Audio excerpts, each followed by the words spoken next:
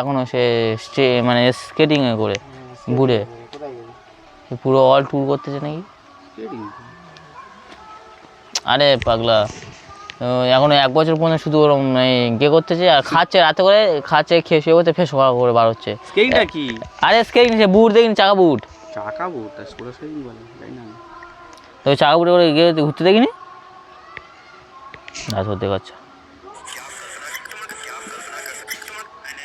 দেখুন চলে যাবে। চোরে বাচ্চা লেবার বলবি না।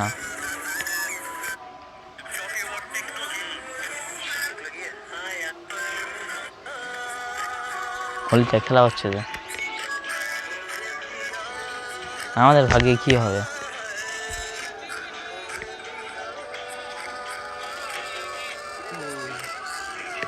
আরে একটা আমরা